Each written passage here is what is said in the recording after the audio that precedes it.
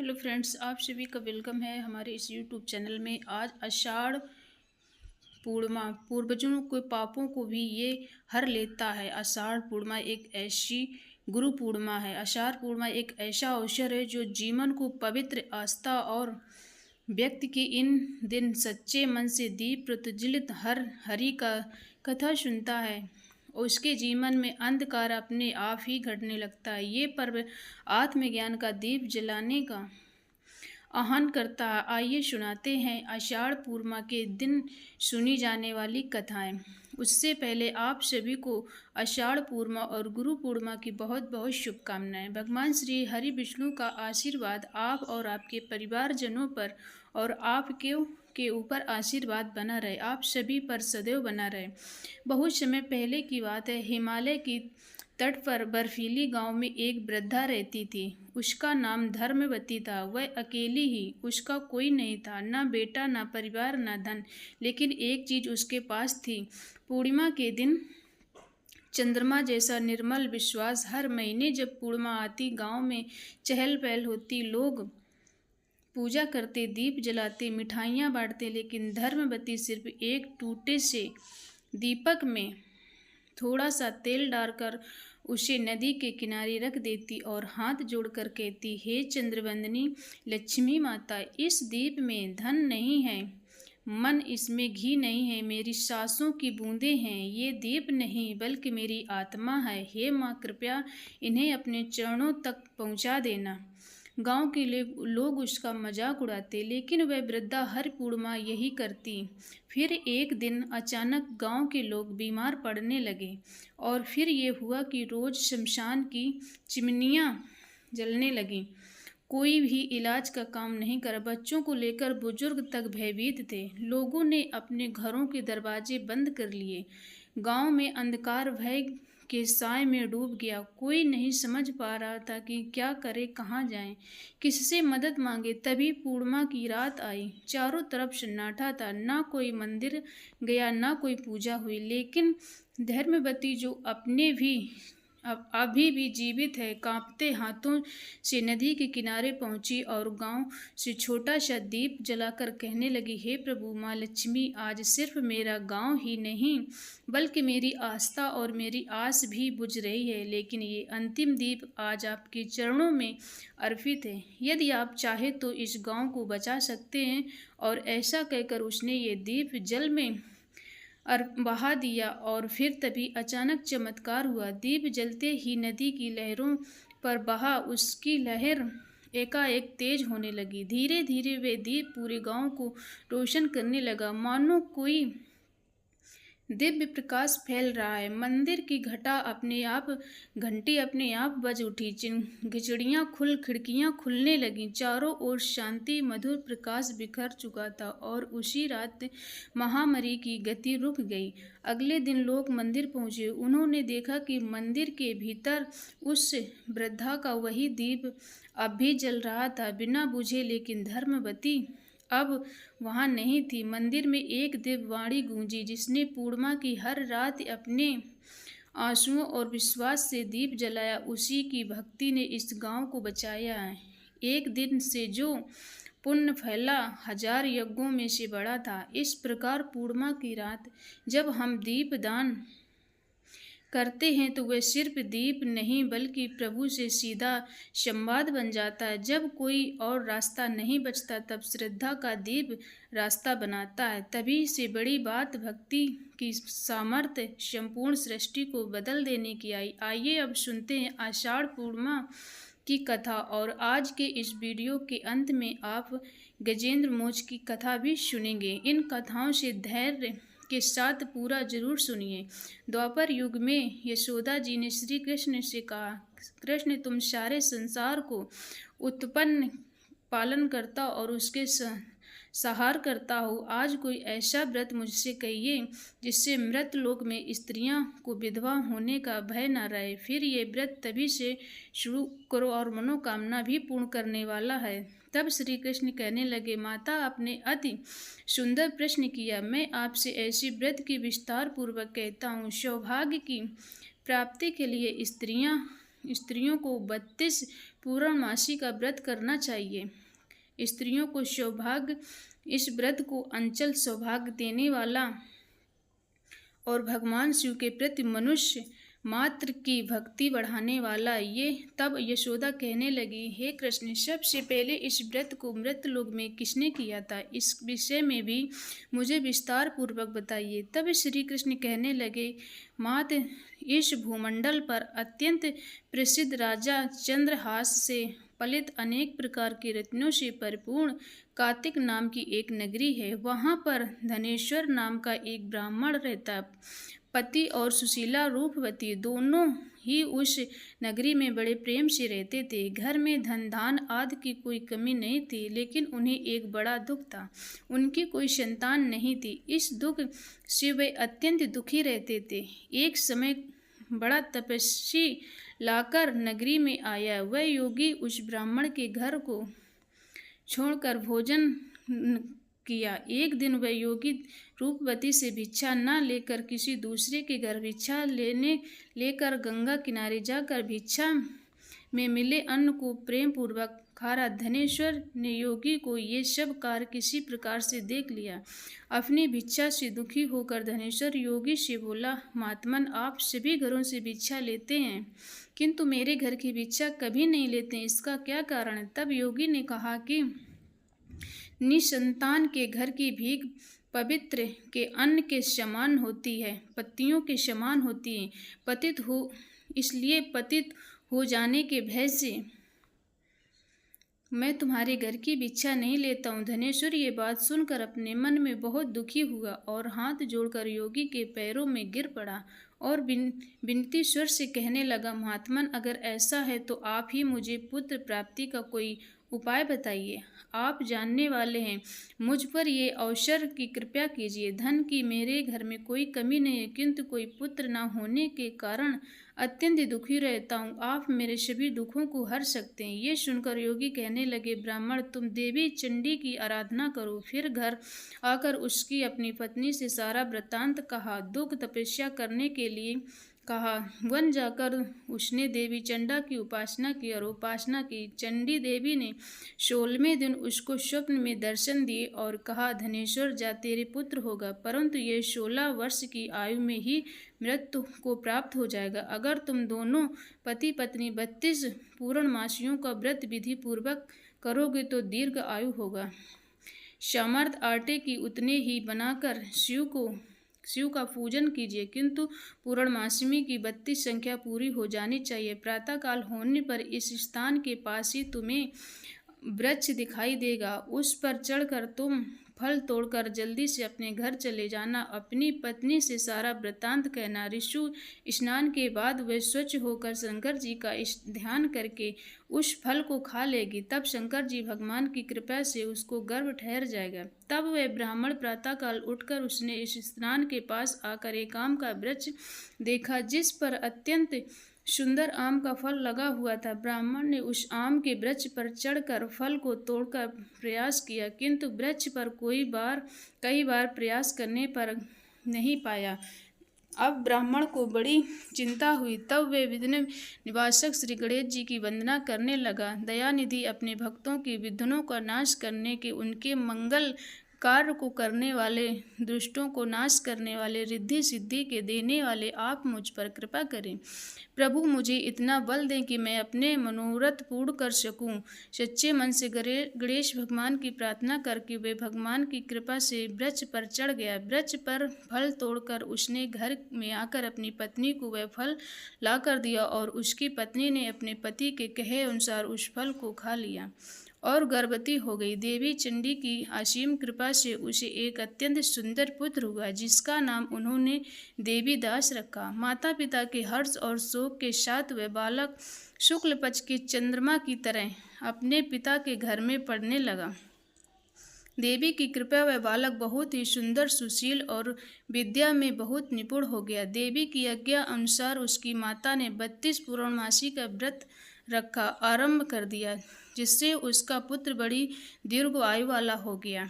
देवी दास के माता पिता को बड़ी चिंता हो गई कि उन्हें मृत्यु का भय था, इसलिए उन्होंने अपने मन में विचार किया, अगर ये दुर्घटना उनके सामने हो गई तो वैसे सहन नहीं कर सकेंगे। इसलिए उन्होंने देवीदास के मामा को बुलाया और कहा, हमारी इच्छा है कि देवीदास 1 वर्ष तक काशी में जाकर अध्ययन करें। उनको तुम अकेले कभी नहीं छोड़ना, इसलिए तुम साथ में जाओ और उसके बाद वापस लौट आना। सारा प्रबंध करके माता पिता काशी जाने के लिए देवीदास को एक घोड़े पर बिठाया और उसके मामा को उसके साथ कर दिया। किंतु बालक के अल्प होने के बाद बालक को ये उसके मामा को नहीं कही।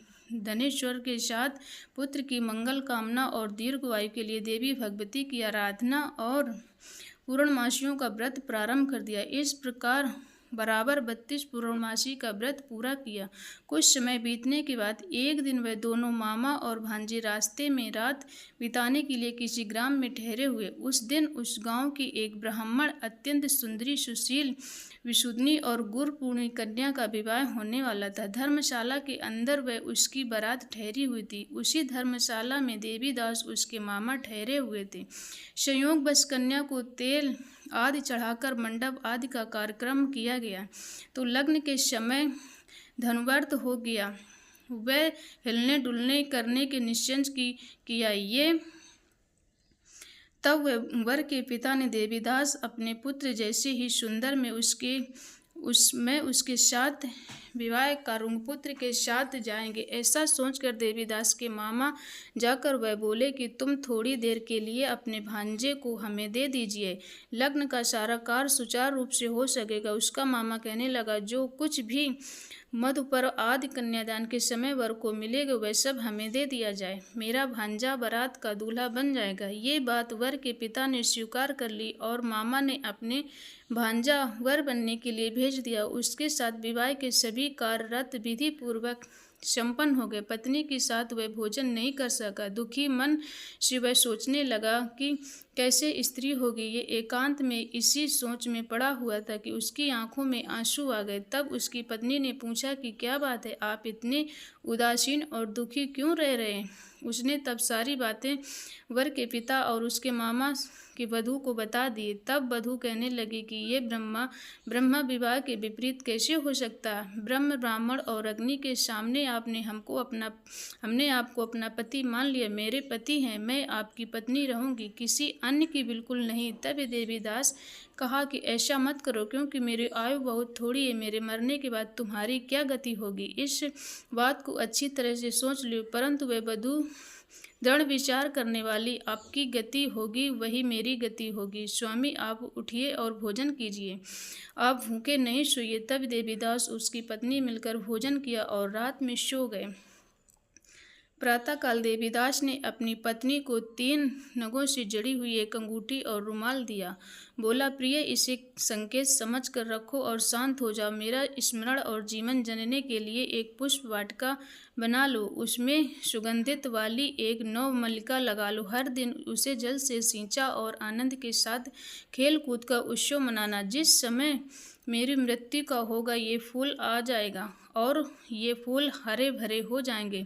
जीवित हूँ तो ये निश्चित करके समझ लेना कि इसमें कोई संशय मत रखना। ऐसा बूझ कर चला गया। प्रातःकाल होते हुए अपने गाजे बाजे बजने लगे। समय विवाह के पूर्वक समाप्त करने के वर वधू तब बाराती मंडप आए और कन्या ने वर को भली प्रकार से देखकर अपने पिता से कहा कि ये मेरा पति नहीं है, जिसके साथ रात में मैं विवाह हुआ था उसके साथ मेरा विवाह है, वही मैं बताऊंगी। मैंने इससे कोई संपर्क नहीं किया है। ये सब बात बताई। पिता ने उससे कहा के अनुसार वर की सारी बातें सुनकर कहने लगा कि कुछ नहीं जानता। इसके बाद ये लज्जित होकर समूह लेकर चला गया और सारी बारात भी अपमानित होकर वहां से लौट गई। भगवान श्री कृष्ण आगे बोले, माते, इस प्रकार देवीदास काशी विद्या पढ़ने के लिए चला गया। जब कुछ समय बाद बीते हुए काल में प्रेरित होकर एक सांप रात में आया, उसी विषधर प्रभाव से उसके बिस्तर के चारों तरफ विष से ज्वाला से वह आया। बिस्तर वैसेला हो गया, परंतु व्रतराज के प्रभाव से उसको सांप काट नहीं पाया, क्योंकि पहले ही उसकी माँ ने 32 पूर्णमासी का व्रत रखा था। इसके कारण माध्यम के समय स्वयं काल में आया और उसके शरीर के उसके प्राणों को निकलने में वह बेबस हो गया, जिससे मूर्छित होकर धरती पर गिर पड़ा। भगवान की कृपा से उसी समय देवीदास पार्वती जी के साथ शंकर जी वहां पर आ गए। उसको मूर्छित में देखकर पार्वती भगवान से प्रार्थना की, प्रभु इस बालक की माता ने पहले 32 पूर्णमासी का व्रत किया है, जिसके कारण हे भगवान आप इसको प्राणदान दीजिए। देवी के कहने पर भक्तवत्स भगवान के उस बालक को प्राणदान दिया। उस व्रत के प्रभाव से काल को भी पीछे हटाना पड़ा और देवीदास स्वस्थ होकर बैठ गया। उधर उसकी पत्नी उसके काल की प्रतीक्षा किया करती थी। एक दिन उसने देखा कि पुष्प वाटिका पत्र पुष्प कुछ भी नहीं रहे, सब कुछ सूख कर नष्ट हो गए, उसी तरह हरी भरी हो गई। तब ये आश्चर्य हुआ, किंतु कुछ भी क्षण में सब वाटिका पहले की तरह प्रसन्न होकर अपने पिता कुछ समझा गई। उसके पति कहने लगी, पिताजी मेरे पति जीवित, आप उनको ढूंढिए। जब 16वें वर्ष व्यतीत हो गए तो देवीदास भी अपने मामा के साथ काशी में वापस अपने घर चल दिए। इधर ससुर उसको ढूंढने के लिए घर से जाने वाले थे। वे दोनों मामा भांजे वहीं पर आ गए। उसको आया देखकर उसका ससुर बड़ी प्रसन्नता के साथ अपने घर में ले आया। उस समय नगर के निवासी वहां इकट्ठा हो गए और फिर निश्चय किया कि अवश्य इस बालक के साथ इसी कन्या का विवाह हुआ था। उस बालक को कन्या ने देखा, पहचान लिया, कहा कि यही वो संकेत कर गए थे। फिर कहने लगे कि भला हुआ जो ये आ गया। तब नगरवासी ने खूब आनंद मनाया। कुछ दिनों के बाद देवीदास अपनी पत्नी और अपने मामा के साथ अपने ससुर से घर से सारा उपहार लेकर अपने घर की ओर चल पड़े। वह अपने नगर के निकट गया। कई लोगों ने उसे देखकर उनके माता पिता से जाकर सूचना दी, तुम्हारा देवीदास अपनी पत्नी सहित आ गया। ऐसा सुनकर उन्हें विश्वास नहीं हुआ, किंतु जब लोगों ने आकर उनकी बात का समर्थन किया तब उन्हें आश्चर्य हुआ। इतने में देवीदास अपने घर पहुंच गया। देवीदास अपने माता पिता कुछ चरणों में सर रखकर प्रणाम किया। उसकी पत्नी भी अपने ससुर सास को स्पर्श किया। माता पिता अपने पुत्र और पुत्र वधू को हृदय से लगाकर उनकी आंखों से आंसू बहने लगे। अपने पुत्र और पुत्र वधू को आने की खुशी में धनेश्वर ने बहुत बड़ी उत्सव किया। ब्राह्मणों को भी बहुत सा दान दिया। लेकिन भगवान श्री कृष्ण कहने लगे, माते इस प्रकार से धनेश्वर 32 पूर्णमासी का व्रत प्रभाव से पुत्रवान हो गया। जो भी स्त्रियां इस व्रत को करती हैं वे जन्म जन्मांतर में भी वैध का दुख नहीं भोगती, सदैव सौभाग्यवती रहती। ये मेरा वचन है, इससे कोई संदेह नहीं है। ये व्रत पुत्र पौत्रों को देने वाले, मनोकामना को पूर्ण करने वाला, 32 पूर्णमासी को व्रत करने से व्रत की प्राप्ति इच्छा भगवान की कृपा से पूर्ण होती है। जब भगवान अपने भक्त को बुलाने पर नंगे पांव भागे चले आते हैं तो आपको सुनते हैं गजेंद्र मोक्ष की अद्भुत कथा। प्राचीन काल की बात है। द्रमण में देश में एक पांडवसी राजा राज करते थे, जिसका नाम इंद्र भगवान था। आराधना में भक्ति अपना अधिकतर समय व्यतीत किया। हे भगवान, आराधना में अद्यप राजा चारों ओर से सुख शांति, प्रजा प्रत्येक रीत से संतुष्ट थी, प्रसन्न थी। फिर राजा इंद्रमधु अपना समय राज्यकार में बहुत ही पति से उनका कहना था कि भगवान विष्णु मेरे राज्य को व्यवस्था करें, इसलिए वह अपने इष्ट परम प्रभु की उपासना में ही सदा लीन रहते थे। राजा इंद्र मनु के मन में आराधना की लालसा बढ़ी। इस कारण वह एक राज्य को त्याग कर मलय पर्वत पर रहने लगे। तब उन्होंने अपने देश तपस्वियों से बना लिया। बाल बढ़कर जटा के रूप में हो गए और वे निरंतर ब्रह्म परमात्मा की आराधना में लीन हो गए। मन में प्राण भी श्री हरि के चरण कमलों में मधुकर बने रहे।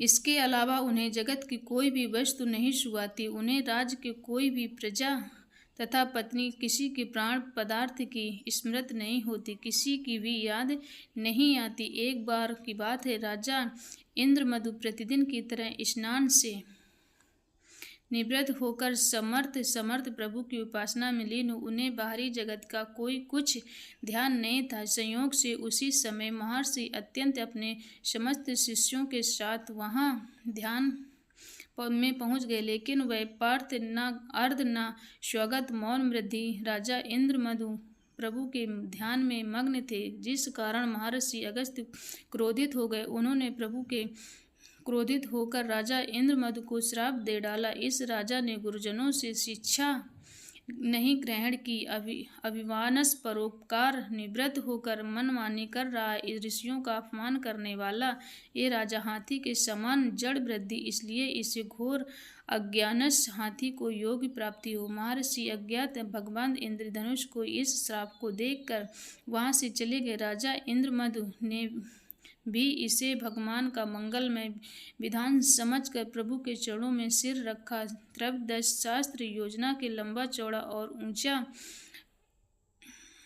त्रिकुट नामक पर्वत था। वह पर्वत अत्यंत सुंदर श्रेष्ठ था। उस पर्वत राज त्रिकुट के नाम से पर्वत की तराई नामक भगवान रणु का किरण कारण था। उसके चारों ओर सुंदर वृक्ष सुशोभित थे। वृक्ष दशा के पुष्पों में फलों से लहरते। उसी कीरा कारण तत्र के पास पर्वत के श्रेष्ठ त्रिकुट के गहन पर में हाथियों में अत्यंत शक्तिशाली और अमिट पराक्रमी गजेंद्र रहा था। एक बार की बात है, गजेंद्र अपने साथियों के सहित प्यास लगने के कारण बहुत व्याकुल हो गया। वह कमल की गंध में सुगंधित वायु को सूंघ कर अपने मन को लुभाने पर विशाल सरोवर के तट पर जा पहुंचा। गजेंद्र उस सरोवर के निर्मल शीतल और मीठे जल में प्रवेश करने वाली पहले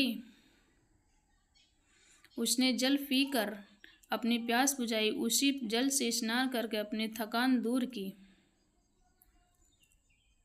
उसके बाद जल क्रीड़ा आरंभ कर दिया। वह अपने सूंड से जल भरकर उसी फुहारों को हाथियों को स्नान कराने लगा। अचानक गजेंद्र सूंड उठाकर चिल्लाकर शुरू कर दिया।